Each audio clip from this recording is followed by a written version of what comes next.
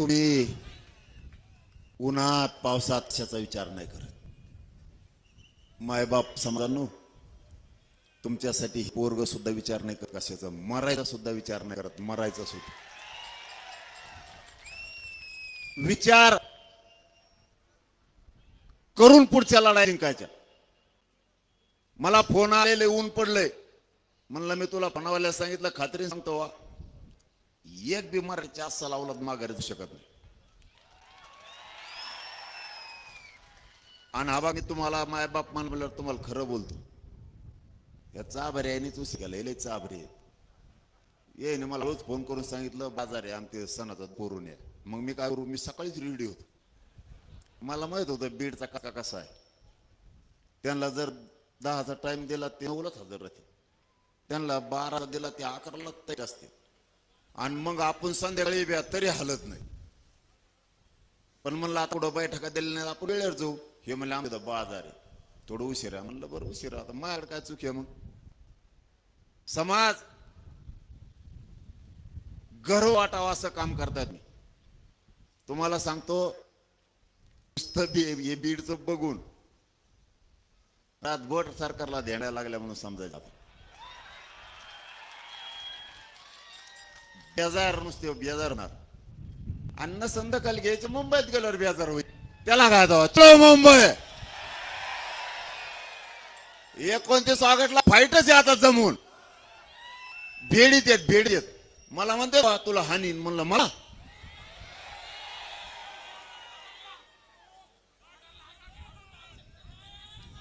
अरे असतं तर जाऊ द्या लांब. तुम्ही आई बहिणी डोक्याच्या चिंदाडे केला रक्त गाळलंय, रक्ताच्या हरुळ्यात माझ्या माय बहिणी टाकल्या तुम्ही. त्या बारीने तुम्ही नुसतं पोर डोचून दाखवा, काय मराठ्याची अवलाद तुम्हाला दाखवतो आम्ही.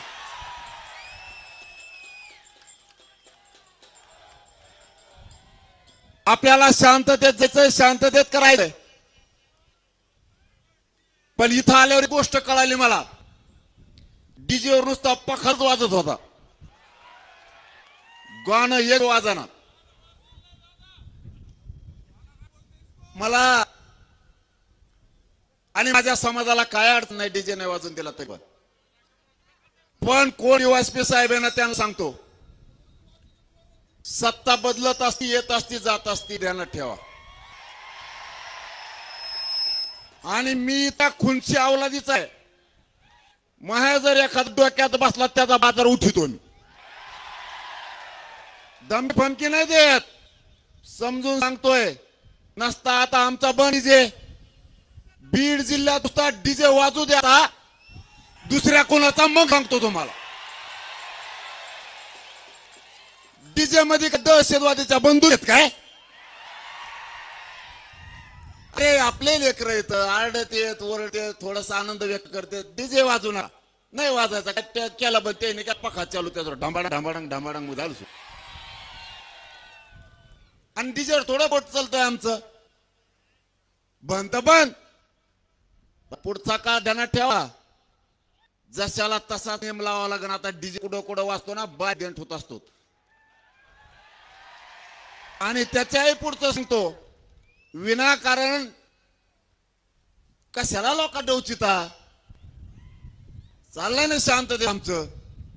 आम्ही आमच्या लेकराला आरक्षण मागतो. डीवायस साहेब कोण आहे मला माहित नाही, तुमच्या लेकराला लागन. जागेवर सस्पेंड होता तुम्ही, जागेवर रिटायर.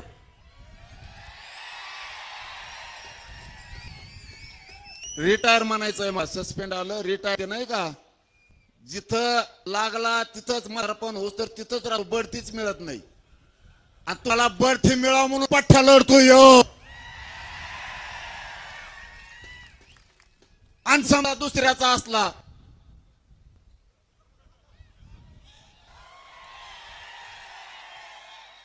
तर कुठं ना कुठं तरी असं होणारच आहे. आता कुठंतरी जे वाजणारच आहे. गावागावात लोक आहेत आमच्या, गावागावात नुसता डीजे वाजून मला कळू द्या. मी बेगंड्याचा आहे, माझ्या जातीला विनाकारण जर टोकरीला ना मी सोडित नाही. देव तर फणीस त्याच्या असले चिल्लर चाय करायला लावतो. होय डीवायसपीला मराठीचं डीजे बंद पाडन, कुठं काहीच करण, शांततेत जात हे मई, शांततेत मै जा मागणी करती. तुम्ही विनाकारण लढवचिता. डीजे काय विषय कराव. आपण किती उंचीवरच्या पावरचे पदाधिकारी अधिकारी येत. डीजे का विषय आहे का मराठीना छेडायचा. दंगल घाडायची होती काय बीड मध्ये तुम्हाला देवेंद्र फडणवीस ऐकून. तुम्ही डीजे बंद कर म्हणायचा आणि त्यांनी करायचा नाही, मग तुम्हाला लाठीचार्ज करायचा काय. नका भानगडीत पडू.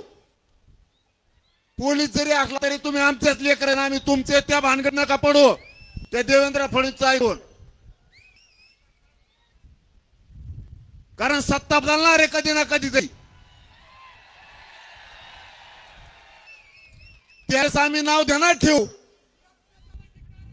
कारण मला इतक्या वेळ तुमच्यावर बोलायचं नव्हतं, पण ते जिवारी याच्यासाठी लागलं. साध्या गाण्याचा विषय लय झाल्या कधी केस करायचे बुवा, त्याला बघून घेतला असतं मग वकील लावले असते आम्ही. डीजे करण तो याकडे बघूच घेईन, ही भाषा चांगली नाही. मला ह्या विषयावर बोलायचं नव्हतं, कारण मला तो विषयच नाहीये. परंतु विनाकारण काहीतरी ते देवेंद्र फडणवीस ऐकायचं आणि लोकांना त्रास द्यायचा, हे चांगलं नाही ना. माझ्या मार्गातून तुम्हाला पोलिसाला काही त्रास आहे का.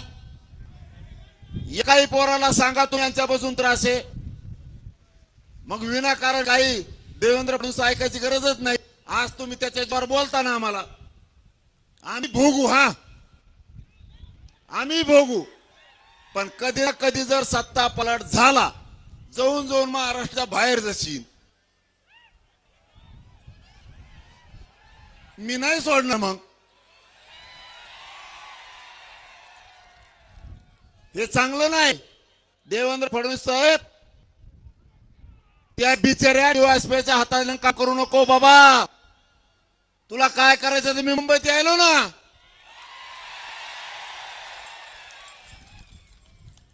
त्या बिचाऱ्या डीवायएसपीला कशाला अडचणीत आणतो. मी यायलो मुंबईला, आपण भेटू घरापुढेच आहे मी. बघू एकदम एका माय एकदम विनाकारण नाही टाकायचं. मराठा जात ही शांत आहे आणि शांततेतच काम करत. अँब्युलन्स आली रस्ता देत, पोलिसाला अडचण आहे पाण्याच्या बाटल्या देत. केलंय आम्ही ते. आंतरवाली 2 करोड पेक्षा जास्त माथे आले होते. पोलीस बांधवात एवढा सुद्धा त्रास होऊ दिला नाही आमच्या बांधवांनी. लिंबाच्या झाडाखाली बसा म्हणून सांगितलं, जेवण आम दिलं. आम्ही नाही विचार केला. आमच्या लेकराबद्दल इथं वाईट विचार करू नका. तुम्हाला सगळ्या पोलीस अधिकाऱ्यांना हात जोडून शेवटची विनंती आहे, माझ्या लेकराला त्रास देऊ नका.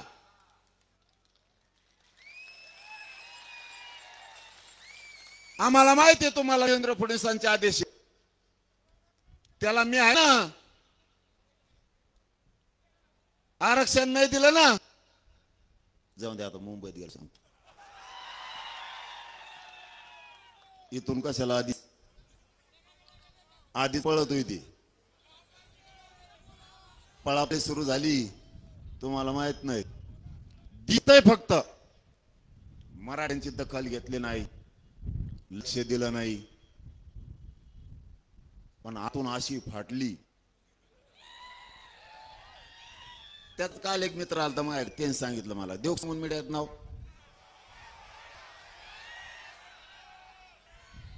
म्हणलं मला जाऊ देवा, म्हणलं मला काय देणं घेणं नाही. माझ्या समाजाच्या मागण्या आहेत, त्याची अंमलबजावणी मी येतो. आम्हाला काय मुंबईला पाऊस नाही. माझ्या लेकरा बाळाच्या आयुष्याचा प्रश्न आहे म्हणून मला मुंबईला यायचं. तुमच्या मागण्याच्या अंमलबजावणी आम्हाला काय करायचं. मुंबईत इथूनच गुलाल टिकू मंत्रालयावर आम्ही. गेला तर गेला, नाही गेला नाही गेला. पण फेव इथूनच काय त्याला. आपण आता एखादा गोळा देऊ जाईल ना ताकदीनं लांब. हा आम्ही इथून फेकू, काय अडचण नाही. आमच्या मागणीची अंमलबजावणी करा. आणि देवेंद्र फडणवीसचा ऐकून शेवटची पुन्हा एकदा हात जोडून पोलीस बांधवांना विनंती करतो, राज्यभरातल्या लेकरा बाळाला माझा त्रास देऊ नका, विनाकारण कायदा सुव्यवस्था बिघडल असं काम तुम्ही कोणचं करू नका. तुम्हाला लईच कंड असा समजा तुम्हाला एखाद्याला तर ते मुंडेचे आरोपी धरा, महादेव मुंडेचे ते दाखवा जरा धरून आम्हाला. मी बीडच्या SP साहेबला माहिती, मी ती सहकार्य करणारा मावशी, त्यांना पक्का माहित. मी एकदा एखाद्या गोष्टीत सहकार्य करून म्हणलो, माझा मराठा समाज सहकार्य करेन मला आता 100% करतो. आजची केलेली चूक देवेंद्र फडणवीसची ऐकून करायला नव्हती, कारण DJ म्हणजे हे दहशतवाद्याचं हत्यार नाही.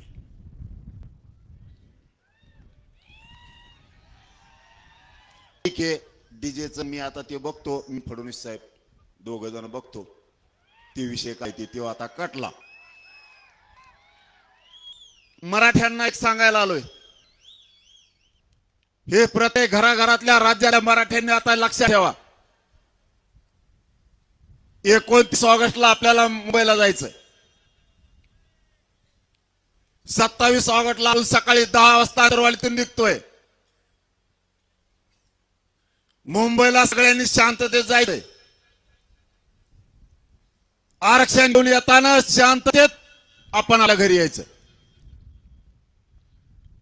समाजाला डाग लागण्याचा एकही पाऊल मराठ्याने उचलायचं नाही. तुमच्या लेकराला मोठं करायचं, त्याला मला उंचीवर न्यायचंय, माझ्या समाजाचे खाली मान होईल असं एकही पाऊल मराठ्यांच्या पोरांनी उचलायचं नाही. कोणी दगड करायची नाही, कोणी जाळ करायची नाही. आजची अत्यंत महत्वाची बैठक आहे. या बीड जिल्ह्यात नगरीतून राज्यातल्या सगळ्या मराठ्यांना सांगतो, शब्द आता कायम ठेवा. लेकरा बाळाचा आणि समाजाचं आयुष्याचं वाटोळ झालंय. पुढच्या काळात ते होऊ द्यायचं नाहीये. मुंबईला सगळ्यांनी शांततेत जायचंय, कोणी दगडफेक जाळपोळ करायची नाही. एक महत्वाचा मुद्दा. दुसरा, आपल्या शेजारी जरी कोणी जाळपोळ की दगडफेक केली, एकाने सुद्धा पळायचं नाही. त्याला उचलायचं आणि पोलिसाच्या गाडी फेकायचं. जाळपोळ दगडफेक करणारी ती आपल्या संघ आलेली पैदास नाही, लक्षात ठेवा. सरकारने षडयंत्र करून ते लोक हातात घातलेत. वेळ पडली तर त्यांना आपल्या घोषणा द्यायला होतील. ती गडूळ आवलात माया घोषणा द्यायला बसली. सरकारला शदील आपल्याला खुश करण्यासाठी वेगळ्या वेगळ्या घोषणा देईल आणि त्यांचेच लोक ठेवलेलं म्हणते फडणवीस येत नाही, हाना दगड. ते म्हणू शकत, त्यामुळं ते आपलं नाही. आपल्यापासून 5 फुटावर जरी दगडफेक झाली तरी लक्ष यायचं नाही. सरळ चालायचं मुंबई का माहित नाही आम्हाला ते कोणी. तू उद्योग बघ तिकडं, फडणवीस तो पोलीस, चल निघ. एकाने सुद्धा हलायचं नाही. भूमिका दुसरी, बीड जिल्ह्यातल्या प्रत्येक घरातल्या माणसा घरी राहायचं नाही. आणि या बीड जिल्ह्यातूनच राज्यातल्या मराठ्यांना सांगतो, माय बापा हो, शेवाची फाईट आहे, अशी जमून हाणायची. मराठ्यांच्या डोक्यावर आरक्षण घेऊन विजयाचा गुलाल टाकायचा, माग फिरायचं नाही. बस झालं माग फिरा आता. इथं कटाळा आलाय, उपोषण करून मग आता फेस पडाय. शेवट फाईट आता, सोडायचं नाही मैदान. काम तिसरं आणखी 2-3 दिवस हातात येत तुमच्या. बीड जिल्ह्यात महाराष्ट्रातल्या सगळ्या ग्रामपंचायत सदस्याला फोन लावायचे, त्या सांगायचं मुंबईला चल. सरपंच, माजी सरपंच, चेअरमन, पंचायत समिती जिल्हा परिषदचे मेंबर सगळ्या पक्षाचे अध्यक्ष जिल्हा प्रमुख नगरसेवक सभापती उपसभापती नगराध्यक्ष महापौर आमदार मंत्री खासदार माजी आमदार आणि विशेष राहिला महत्वाचा म्हणजे भावी आमदार भावी खासदार मेंबर भावी अर्धे तर मला सोडून गेले ते आपल्या पुढे जाणार आहेत सगळ्यांना सांगा मुंबईला चल तुम्ही त्यांना काय बोलू नका तुम्ही डोळ्यावर येऊ नका तुम्हाला काम सांगतो आम्ही मुंबईला गेलो माग को गल्लीत हिंडत आहे आम्हाला काय महाराष्ट्रातल्या सगळ्या मावल्यांनी एक काम करायचं इकडं गल्लीत कोण हिंडत आहे मला हळूच नाव सांगा त्याचा बाजार उठतो पाळणाच जेव्हा आपला नाही समाजाचा जेव्हा आंदोलनात नाही जो आपल्या लेकरा बाळासाठी नाही तो आपला आहे एक बी गैरहजर नाही राहिला पाहिजे मला असं चित्र असते सध्याचं जातो अस्सल मराठ्यांची खाण्याने अवलाद आहे ना ती घरात वेळ झोपूच शकत नाही त्याच त्याला आपण वाटणार आहे घरी झोपल्यावर कारण घरच्या माय मावल्या घरची ताई त्याला म्हणणार आहे सगळा महाराष्ट्र झुंजतोय तिकडं मैदानात सगळा महाराष्ट्र तिकडं लढतोय आपल्या लेकराबासाठी तुम्ही घरात झोपलात त्याला त्याची जिंदगीची लाज वाटते की मी मराठा असून सुद्धा घरात झोपलोय चौथं काम डॉक्टर वकील मास्तर आणि श्रीमंत राजकारणी मराठी यांना नाही एवढ्या तुमच्या गाड्या बाहेर काढा कावळे हागू नये म्हणून दाखवून ठेवते ते वरून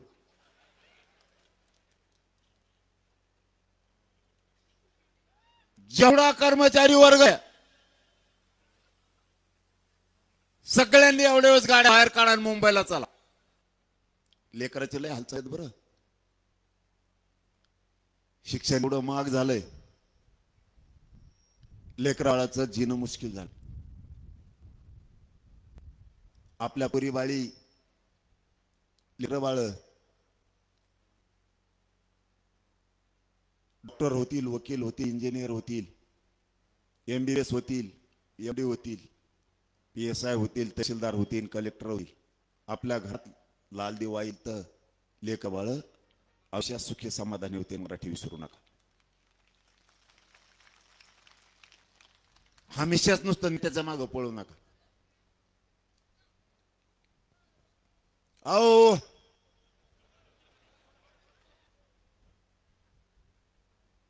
टेक टेक लय अवघड सांभाळणं सोपं नाही मग मला माहिती आहे आता 9च्या पुढे रातची तर कशी सगळी तो मलाच माहिती 9च्या पुढे तर कोणाचाच बाळ रेटत नाही तो असला वाघ त्याच्या पुढे उभा करा धोपणच काढितो तो फोनवर लय अवघड आहे राजकीय नेत्याच्या दबावाला बळी पडून कोणी मुंबईला यायचं थांबू नका तुम्हाला वाटण आमची सत्ता आहे सत्तेच्या मराठ्यांना पण सांगो तुमची सत्ता आहे तुमचा आमदार आहे तुमचा खासदार आहे तुमचे मंत्री आहे म्हणून तुमच्या लेकाचं किंवा लेकीचं फुकट शिक्षण होणार नाहीये कुठला मंत्री तुमची फीस भरणार नाहीये तुमची सत्ता आली म्हणजे तुम्हाला फुकट नोकरी लागणार नाहीये त्याच्यासाठी आरक्षण गरजेचं इथं जातीवर संकट आलंय संकट आलं तर आता त्या जातीचं तुम्हाला रक्षण करावं लागणार आहे राज्यातल्या सगळ्या पक्षातल्या आमदार खासदार मंत्र्यांना सांगतो माझ्या जातीसाठी धावून या माझा समाज आणि जात मोठी होऊ नये म्हणून सगळे एकवटलेत तुम्ही काही करा माझी जात हारू देऊ नका तुम्हाला हात जोडून विनंती जातीचं रक्षण करा सगळे तुटून पहा पक्षाचा विचार करू नका तुमचं नुकसान झालं तर होईल पण चंद्रसूड आहे तोपर्यंत जातीत कल्याण होईल लक्षात ठेवा जात तुम्हाला कधीच विसरणार पण तुम्ही नाही आलात ना ही जात मरेपर्यंत तुला शापशिवाय देत राहणार, तुम्हाला कधीच विसरणार. लेकी बाळीची शापशा खाऊ नका. प्रत्येक पक्षातल्या लेकी बाळीला सुद्धा अक्षर लागतंय. ती सांगाल ज्यावेळेस मराठ्यांची लढाई आमच्यासाठी चालली होती त्यावेळेस पप्पा मम्मी तुम्ही लढायला नाही गेले, माझं आयुष्य वाटोळं झालं. लेकरा बाळाच्या मराठीने शापशिवाय खाऊ नका. सगळ्यांनी या जातीच्या लढाईत 29 गटला उतरा. आणि दिवस तरी येत राव 3 27 28 29 कना कना मुंबईला नसतं, कना कना माघारी. बरं खरं बोललो आता खोटं आहे का? समाजाला खुले पर्याय केले. त्याला राहायचंय मुंबईत 10-15 दिवस चाला तरी 55 लाख का काय लोक झाले तिथे राहणारे असं म्हणतात. मला माहित नाही कोणाकडे या देईल कोणाला माहित. आता 55 लाख राहायचे म्हणल्यावर मुंबईच्या बाहेरच राहायचं काम आहे. आता एक शेवटचं टोक आणि सोडायला 1.5 कोटीपेक्षा जास्त. त्याला इथं थांबायचंय, इथं काम आहेत. कोण म्हणलं काय सोयी करा. तिथं दगड सुद्धा नाही असे आहेत वाकड तिकडे एक दगड येत. कोणत्याच देशात दगड देऊ कुणाकडे गोल असेल काही खरबुड मरबुड त्यांची आशी आहे. कसा टाका तुम्ही तरी दगड असाच उभा राहतो. कसं टाकता येणार नाही तुम्हाला त्याच्यावर. काही बघितलं नाही पण तसलं का बघा मिळालंच नाही. आणखीन एकच येऊ ते जे बघायला नाही ते दगड आहेत. असे दगड कुठं दिसतं की खेकड्यासारखे वर धुऱ्या केलेल्या का दगड म्हणते त्याला. हे उचलून आणावं इकडं तरी बसता येत नाही. त्याच्या खाली पावसात झोपायला बसावं आडोशाला बसावं बसता येत नाही. आपल्या तिकडे डोक्यापेक्षा मोठा दगड आडोशाला बसलं तरी पाऊस लागतो. इकडे दगड जाऊ दे ते होईन कसं तरी. आता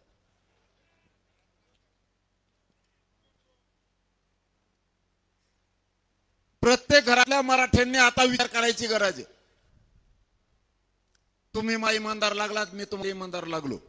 मला इमानदारीने सांग 2 वर्ष झालं मला साथ देताय. तुमचे मन खाली होईन असं एक पाऊस चालला का आतापर्यंत? आणि पुढेही उचलणार नाही. फक्त मग डाव टाकत गेलो मी डाव टाकत गेलो. फक्त काही वेळ 4 पावलं मग सरक पुढे सरक. माझ्या समाजाला 58 लाख नोंदी 3 करोड मराठा मी माझ्या पद्धतीने डोकं लावून मिळवून दिलं. आता उगा थोडं राहिले. मुंबई एक दानका हाणला 100% मराठ्याला आरक्षण. टेन्शनच नाही. कुणकडं प्रमाणपत्र काढा उभा राहा कुठं उभा राहा. उभा राहा म्हणजे तिकडं नाही इकडे शिकायला त्या नोकरीला नाही तर पळात आणि तिकडच. त्यांचं असं पोट दुखागले तेव्हापासून आम्हाला कुठे जागा आपले पोरं तिथं वड्यात आहे. काय मग काय विचार तू कुठं जागा आहे तुला? आम्हाला काय माहिती तू कुठं जागा आहे ती? आमचं दुरण टेकन तू कुठं तिथं आमच्या पैशी. त्या बारीने जातीला हरवून द्यायचं, काही करून जिंकायचं. त्यांनी काहीतरी बातम्या येतात चॅनल बांधवाच्या म्हणले मराठ्याला रोखायसाठी कोण षडयंत्र केले. पाहुणे वस्तर बसले 2-3 जण. एक तात्या 2 आपा. हो ना 2 तात्या 1 तात्या 2 आपा. रातभर शेंगा देऊन एकामेकाला पुढं घालीत असणार. दुसरं काय ते म्हणत असं आता तू हे पुढं, ते म्हणत असे शिंदे तू हो पुढं. दोघं म्हणत असे तू तुपलाच होय पुढं. आम्ही पुढं होत नाही मागं होत नाही. तुपला उद्योग तू बघा. आता मुख्यमंत्री तू हे म्हणलं लवकर ढकलायचं सवय. ते चालतं चालतं कोपरानं हाणतो फिरायला.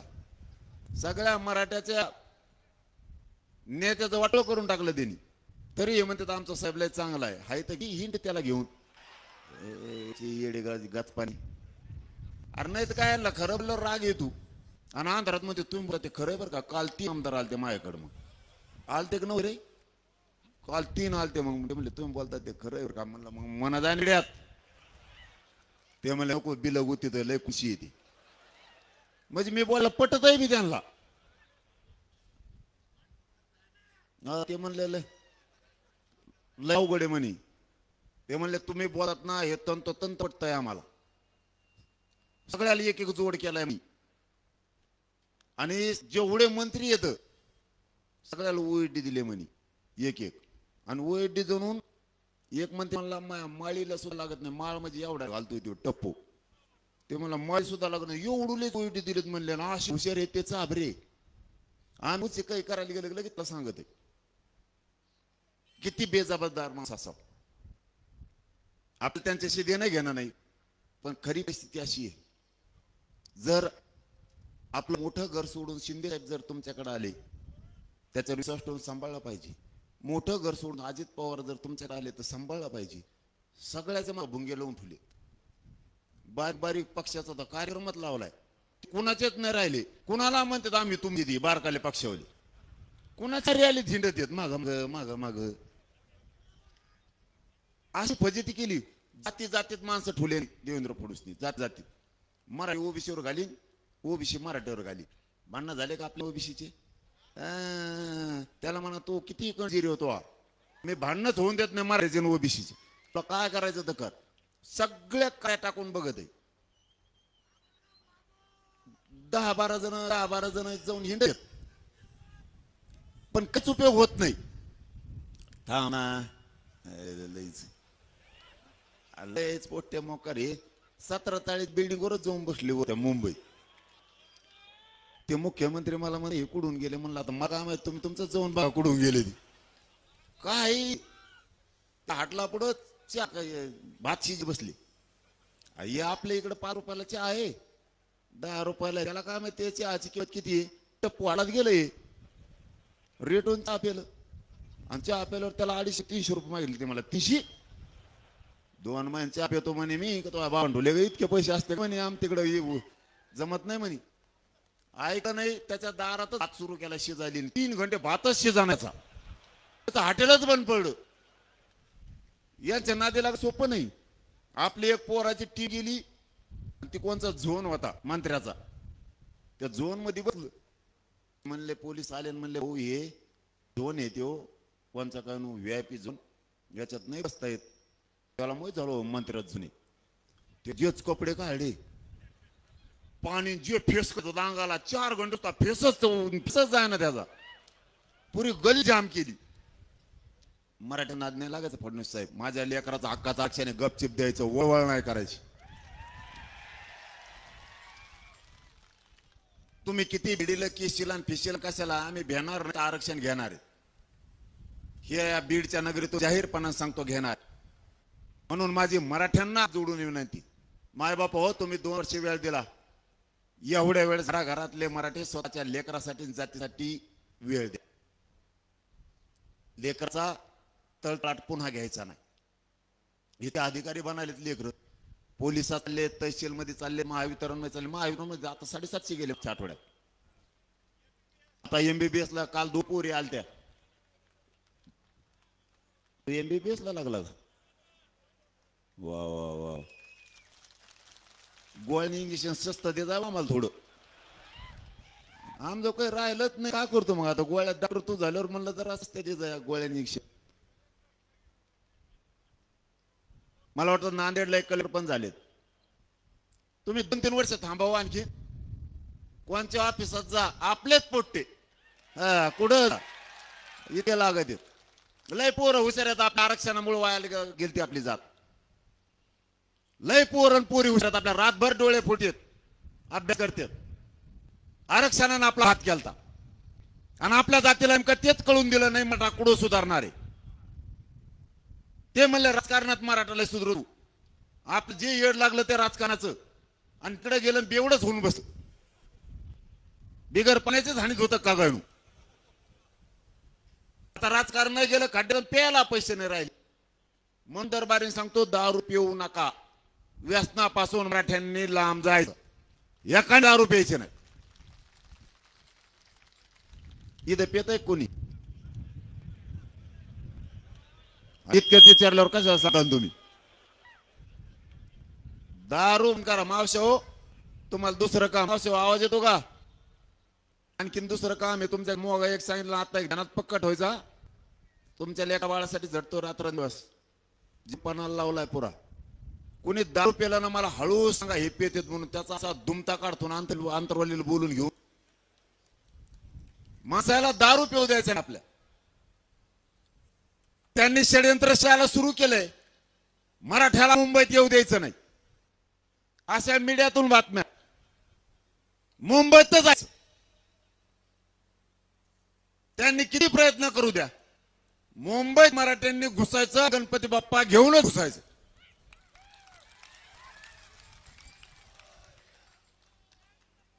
काही पण होऊ दे, मुंबईत जायचं. वेळ पडली तुम्हाला जो रस्ता सापडेल त्या रस्त्याने जा. इतके रस्ते सापडून ठेवले त्या पोट्ट्यानी. पाहुणा रस्ता दोन काम सापडून ठेवले येईन. पाहुणा रस्ता त्याला म्हणजे 2 दिवस तो आहे ते झोप द्या आम्हाला. या आधी त्याच्या मागे दिसतात मुंबईत. मग एकट्याची गाडी ठेवू नका इथंच. 2-3 काम एवढेच करा. शांततेचा नियम सोडायचा नाही. तुम्हाला शांततेतच नाही मिळणार. मी 17 वर्षातला मिळून दिले. मला उद्रेक जाळपोळ म्हणणे नाही. तुम्हाला काय नाही, जाळपोळ केली तरी आरक्षण पाहिजे, दगड फेकला तरी आरक्षण पाहिजे, शांततेत केलं तरी आरक्षण पाहिजे. मी तुम्हाला शांततेत मिळून देतो. मला समाजाचं एक बी लेकरू व्हायला जाऊ द्यायचं नाही, एक सुद्धा. त्या आरक्षणाचा उपयोग झाला पाहिजे. समाज मोठा करायचा आहे. त्याला विनाकारण दगड हाणायला लावून त्याचं आयुष्य पाठवलं बर्बाद करायचं नाही आल्याला. आणि मराठ्यांचे शांततेत बसले. पुरा देश बंद पडतोय. शब्द महत्वाला, पुरा देश बंद पडतो. तुम्ही नुसते मुंबईत बसा, काहीच करू नका. थोडं आरक्षण राहिलंय ते आपण यावेळेस 29 मिळवणार आहे. त्यांचे खरं तर सुरू झालेत. त्यांना काय करायचं ते करू द्या.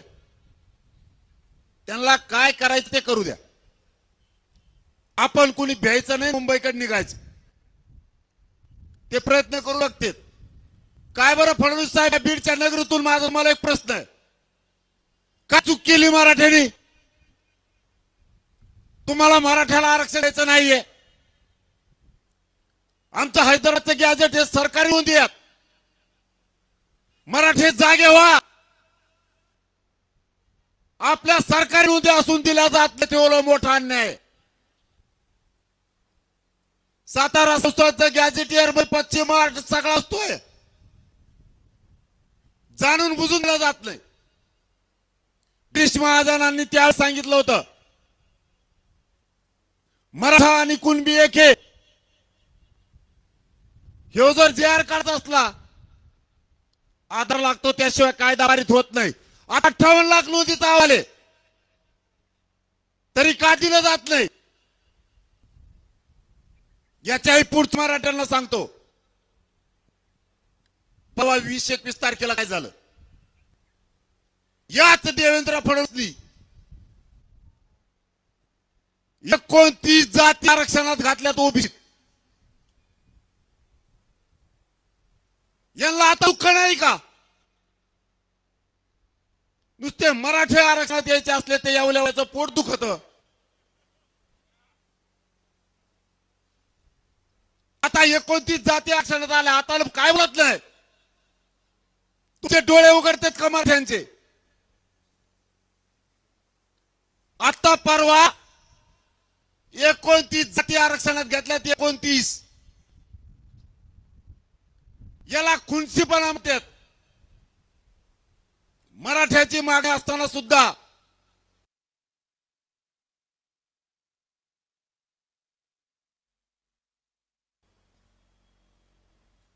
त्यांनी मागणीच नाही, तरी पहिलं आमची मागणी असून देत नाहीत.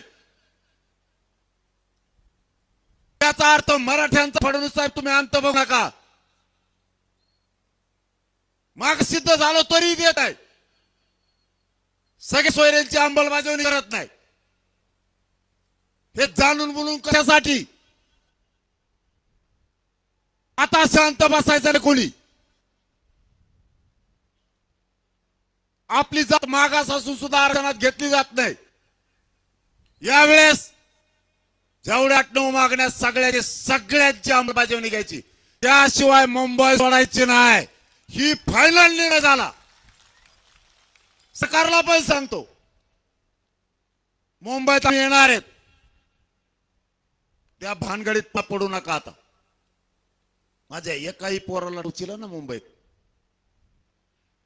तुम्हाला सगळ्या मराठ्यांना राज्यात सांगतो, तिथं एकाही पोराला नुसतं काठ्या जरी डोचिलं, इथं राहिलेल्या सगळ्या मायमावल्या, इथं राहिले सगळ्या मराठ्यांनी एकही भाजपचा आमदार आणि मंत्री रस्त्याने फिरून द्यायचा नाही, एक पण.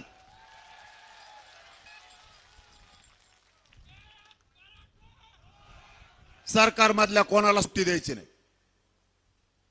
कारण हे लेकरं तुमच्यासाठी लढाई चालले.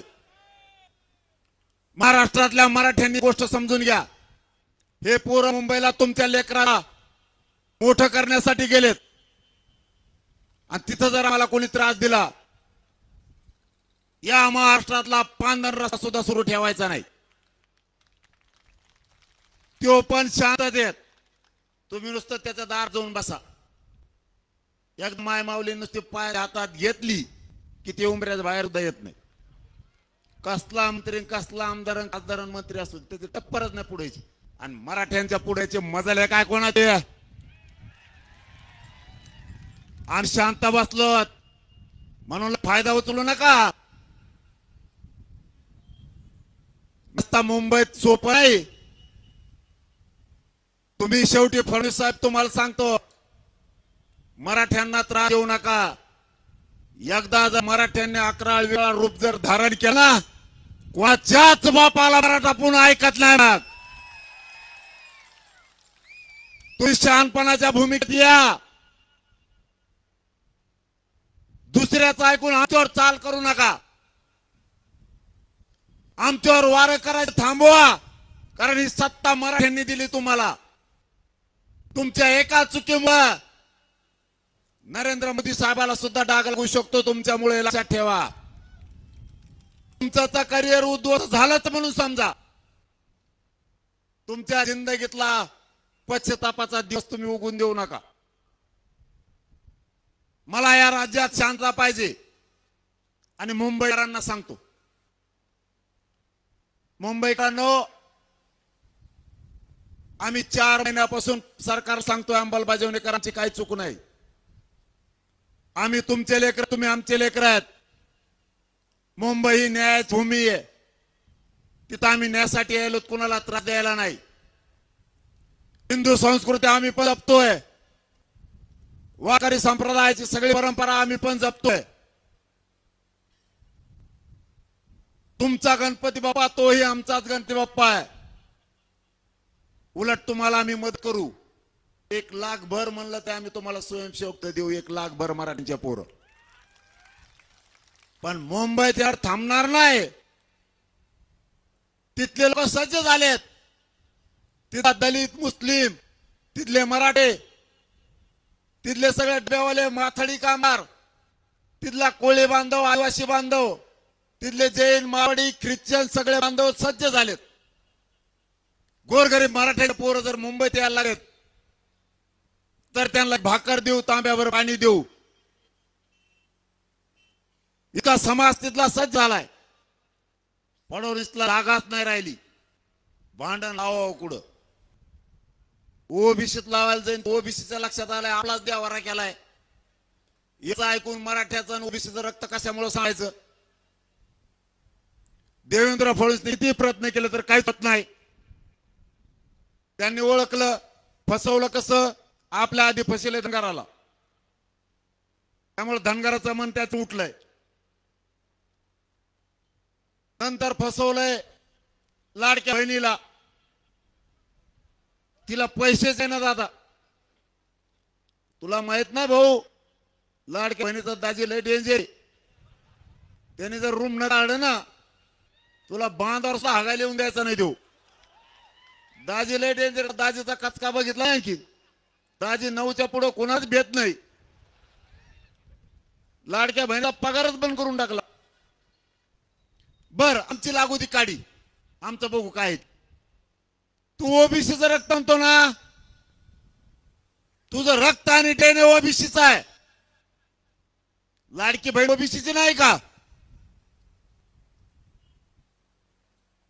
मराठ्याला देऊ नको, चल आम्ही आम बघू. तुझं जर ओबीसीचं रक्त आहे, ओबीसी शेतकरी थाना करणार कर्जमाफी.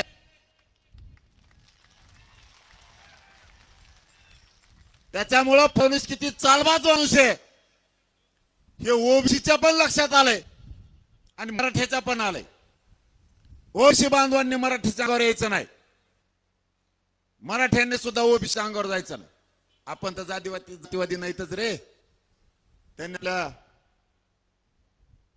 विचारात फक्त घातलंय आपण जातीवादी जर असतो ना, धनगर बांधवांचे सुद्धा प्रश्न सोडतो, तुम्हाला शेकडो पोरं दाखवील. दलित बांधवांचे सुद्धा प्रश्न सोडतो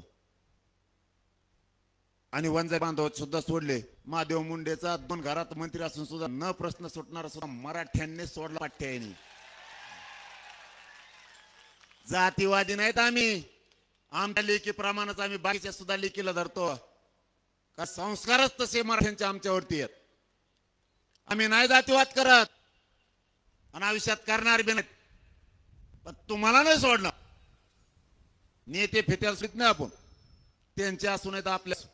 वंगाडी चलत कुंकड बी गाडी आरशेना नाहीत, फरशेना काही नाहीत. कुंकड चलत चष्मे घातलं निघालं कामा धामाचा. मी नेता काय नेता यार तू? नेता कसा असावा? नेत्याचं ऐकून बोलू नाही, जातीचं ऐकून बोलावं. आमच्या विरोधात लढण्यापेक्षा स्वतः जातीसाठी लढला असताना आता बहुत आरक्षण मिळालं असतं. ते बिचारे वर गरीब धनगर बांधवाच्या आयुष्याचं कल्याण झालं असतं. ढोर मेंढ्या शेळ्या दऱ्या खोऱ्या सांभाळतात बिचारे गरीब, त्यांच्यासाठी लढले असते. आता बोली जात स्वयंसारखे त्यांचे लेकर दऱ्या खोऱ्यात राहिले असते, आता उंचीवर गेले असते. कुंकड ताकद वापरते, कोणाचं ऐकत येते, यावले भंगार ते सगळ्या दुनियात त्याचं ऐकत येतं, पळत कुंकड बी. ते राजकीय स्वार्थासाठी दुसऱ्याचा वापर करतय. फडणवीस साहेब चाली तुमच्या बंद करा. मुंबईची तयारी महाराष्ट्रात पूर्ण झाली. खानदेश विदर्भातल्या मराठ्यांनी फोन करून सांगितलंय, पाटला आम्हाला आरक्षण आहे पण तुम्ही आमचे भाऊ आहेत. पश्चिम महाराष्ट्रासाठी, मराठवाड्यासाठी आणि कोकणसाठी खानदेश आणि विदर्भ मुंबईला धावून येणारे 1-1, 2-2 गाड्या आम्ही पण लावल्यात. महाराष्ट्र सगळा सज्ज झालाय. मला जास्त ते उपोषणामुळे त्रास होतोय म्हणून लय बघत नाही, पण तुम्हाला आता पूर्ण विषय समजलेत. मुंबईची तुमची तयारी झाली की सगळ्याची? इमानदारीने हात वर करून सांगा बरं सगळे. बाय बाय बाय, आता मात्र धुणच काढायचं सगळे.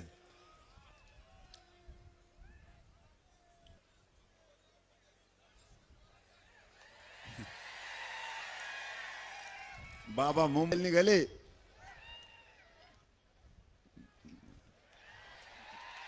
बाबा मुंबईला निघाला.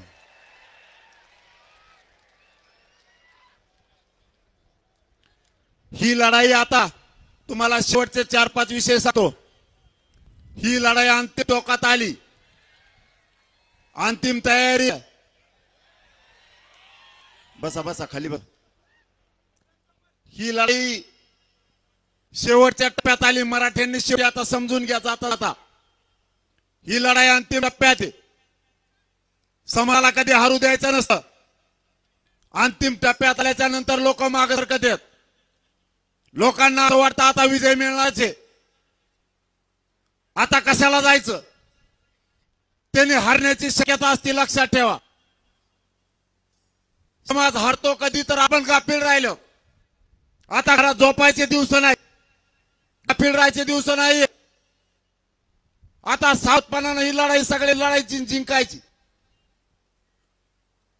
ही शेवटची लढाई आहे. घरी कोणी थांबू नका, कारण तुम्ही घरी बसून जर टीव्हीवर बघताल, सोशल मीडियावर बघताल, ती लढाई राहिली नाहीये. तुम्ही स्वतः या लढ्यात मुंबईला साक्षीदार पाहिजे. काही का माझी जात हारू देऊ नका, हे तुमच्या पायाला हात लावून सांगतो. माझी जात जर हारली तर माझ्या समाजाच्या लेकराचं वाटोळं होईल. समाज मोठा आहे, तुम्हाला मग काही किंमत नाही. समाजाला इतकी किंमत आहे, समाजाला कधी खाली मान घालायला लावू नका. मी मरणापर्यंत टेकलोय, उपाशी तापाशी राहतो, रक्त जाळतो, पण एकीचं सुद्धा मागे सरकत नाही. तुमच्या लेकरा बाळासाठी रात्रंदिवस झटतोय. म्हणून माझी तुम्हाला विनंती आहे, विजेच्या जवळ गेलोय आणि जवळ जात असताना घरात बसायचं नसतं. माझा समाज अंधारात तुटू नका. समाज दारिद्र्याच्या खाईत लुटता कामा नये. लेकरा बाळाचा शाप शिवाय घ्यायचा अधिकार आपल्याला नाहीये. लेकरा बाळासाठी तुटून पडा. आरक्षण घेतल्याशिवाय मुंबई सोडायचे नाही. खूनगा प्रत्येकानं बांधा. फडणवीसांनी ठरवलंय, त्यांनी पण मांडलाय, मराठ्याला आरक्षण मिळू द्यायचं नाही.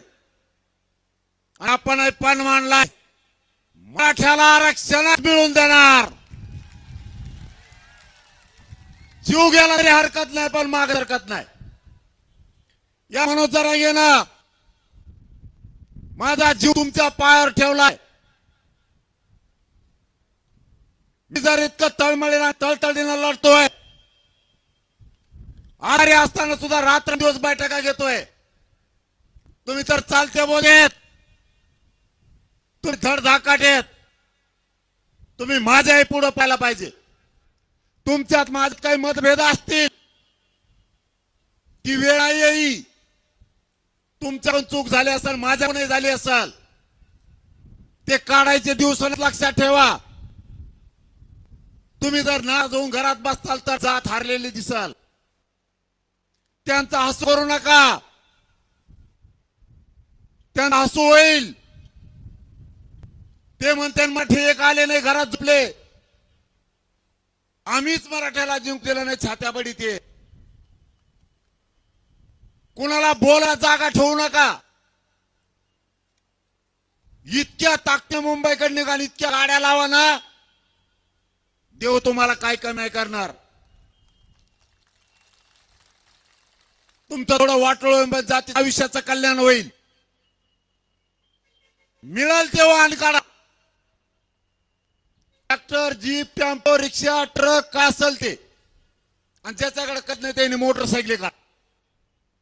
मुंबई पर वाटा लावायला 31ला आम्ही बसलो की तुम्ही घरी या.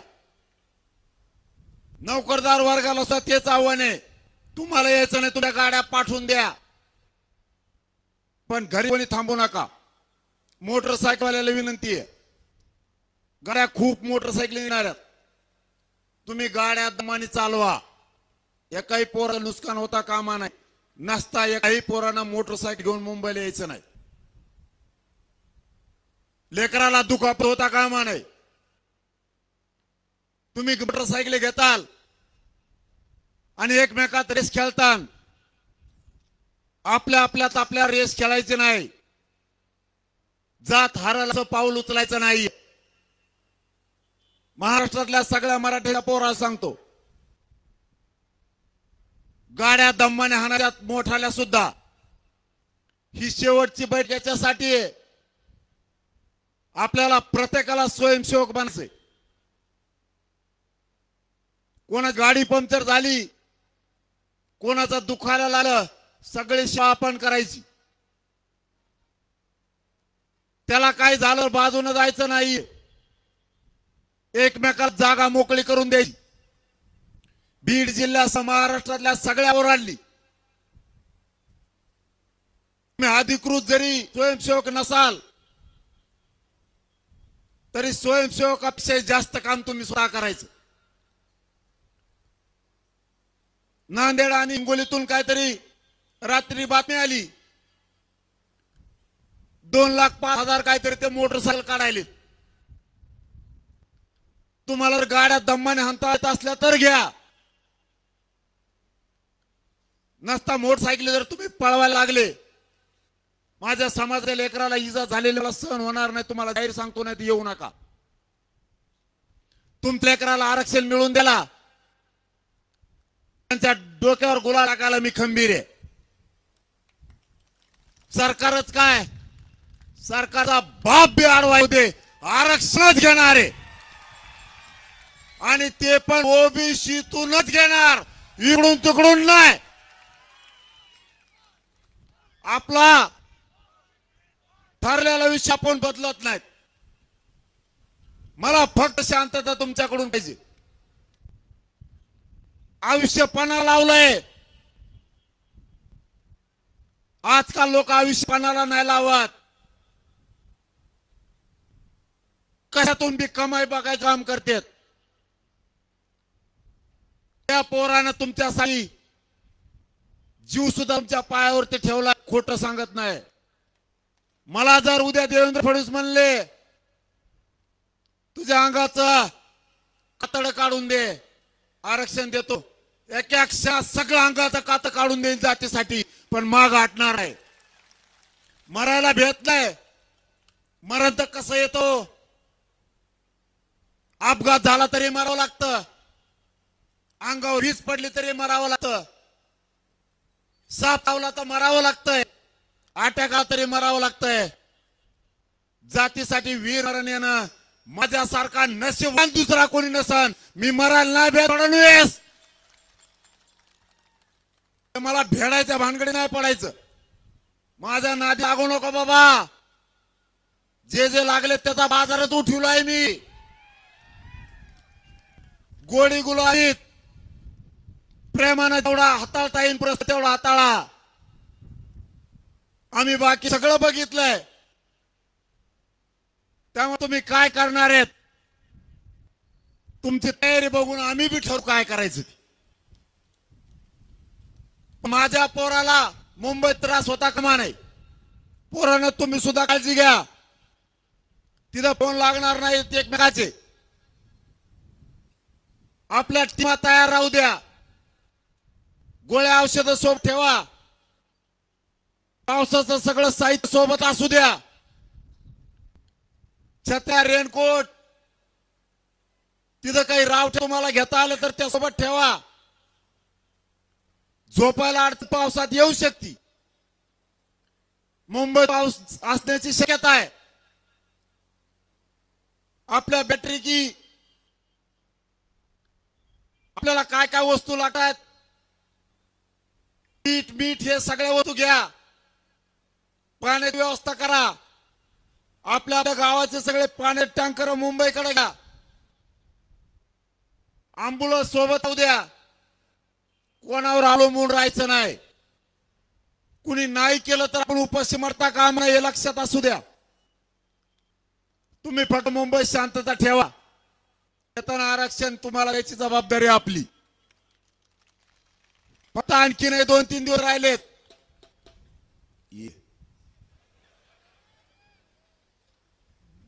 असे वस्तू लागलेत ना मला बी. मला काय सुचूनच देत नाही. आता एका बाळा तिकडेच घेणार आहे की तू हे टंग टंग हे सगळं.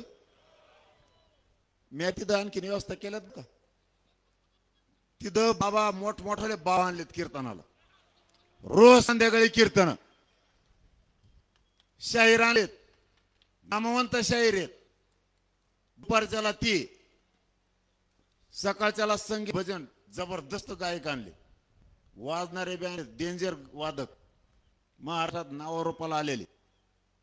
कोणाला जे आवडतं ते ऐकायचं. कीर्तन आवडतं कीर्तन, भजन आवडतं भजन, शाहिरी पवाडा. आणि हे काहीच नाही आवडलं, आपण आपले डीजे घेतलेले चलून द्या का कोपरा धंगाडंग धंगाडंग तुमच्या त्या बाजूला. काय करता मग? दुसरा पर्याय नाही आता काय त्याला. ज्या त्या वस्तू ज्यांनी त्यांनी सगळं घेतलं. काही गोंधळी घ्या, त्यांचं वाला झपका चालू तू. हा काही त्या हलक्यात मला याच्यात काहीच लागत नाही. कारण एकदा लुंडकली की लुंडकली. उपोषणाला बसल्यावर तुम्ही काय काय करतात आम्हाला काही मिळायला लागत नाही. पण झिजतो तुमच्या लेकरासाठी, जीव पणाला लावतो या समाजासाठी. समाज मला उंचीवर गेला पाहिजे. माझ्या समाजाची 70 वर्षात खूप बरबादी केली. मला 70 वर्ष मराठा रिवज गेल्याला पुढे न्यायचं आहे. यासाठी जीव पणाला लावला. आज लेकरा बघा किती आनंदी आहेत. पोरं पोरी अधिकारी होऊन आंतरवाली येतात. इतका आनंद असतो बापाच्या आणि त्या समाजाच्या चेहऱ्यावर. न होणारी गोष्ट व्हायला लागली म्हणून इतके जागे व्हा आणि ना 3 दिवसात घर घर पिंजून काढा. आसपासच्या पाहुण्या रावळ्याला फोन सांगा आणि सगळ्यांना सांगा मुंबईकडे चला गाड्या एवढ्या वेळेस. जो घरी राहील ना तो पक्षाचा असू नाही तर गरीब असू ती मध्याचीच पैदास नाही घरी राहणारी. जातीसाठी लढत ते काय आपलं नंतर राय ना तुला तिथं उभं राहायचं तिथं पड निवडून ये आणि आम्ही निवडून येऊन दे नसतो आमचं नाही आलं आणि द्यायला बी नाही पोरा हो. तुम्हाला खरं सांगतो जो आपलं नाही ना त्याला निवडून द्यायचं का? असा वर्ग तुम्ही एकदा कचका दाखिले दान फादान काही नाही राहिले. दादा फेदा सगळे गेले मध्ये राहिलेले आता जाते 6 महिन्यात काही राहत नाही. लपर सध्या येड्या बाबळीत काय कुंकड कुंकड सापडे टंगडे धरून आणते ते एसपी कलाकार आहे आपला बीडचा. ते टंगडे धरूनच आणणारे सगळे आरोपी सोडतच नाही कोणाला. देश प्रकरणात दादा गेले बरेच दादीन बघू वाटा गेल्यावर मी कोणाला सोडित नव्हतो. वाटा नाही गेलं तुम्ही तुमचा मजेशीर सत्ता भोगा काय करायचं करा. विषय लक्षात ठेवा शेवटी समाजाच्या अस्तित्वावर प्रश्न आहे. मायबाप मराठा त्याला जर त्यांचा सत्तेचा स्वाभिमान आहे तुम्हाला सुद्धा तुझ्या जातीचा स्वाभिमान असला पाहिजे. जात अशीचली पाहिजे. मुंबईला अशी ताकद दाखवा की मुंगीला सुद्धा शिकता यायला पाहिजे. जात अशी टाईट चालली तिथून पुढं कॉलर टाईट करून समाजाची उंची वाढवून आपली जबाबदारी आणि ती जबाबदारी पार पाडायची जबाबदारी आजपासून बीड जिल्ह्याच्या प्रत्येक मराठ्याच्या खांद्यावर आहे. घराघरातून मराठे 26 तारखेला चांदपालीला मुक्कामी या आणि सगळेजण मुंबईकडे चला. एकानंही हजर राहू नका सगळ्यांना विनंती करतो आणि थांबतो. धन्यवाद. जय शिवाय. मुस्लिम बांधवांचा सत्कार होईल पहिल्यांदा. कोणी स्टेजवर यायचं नाही फक्त मुस्लिम बांधव आणि त्याच्यानंतर धनगर समाज आणि दलित समाज. एक टप्प्याटप्प्याने या. एक एक पाठवा. सगळे पाठवू नका सोबत. संयोजकांना विनंती आहे. बऱ्याच सोन्याच्या चेन चोरीला गेल्यात मोबाईल तर पोलीस बांधव विनंती आहे सतर्क व्हा आणि हे कोण खिसे कापोय त्यांना पकडा विनंती आमची. राष्ट्रगीताने या इशारा बैठकीचा समारोप होणार आहे. सगळ्यांना विनंती आहे सावधान. एक सावधान. एक साथ राष्ट्रगीत शुरू करेंगे. शुरू कर.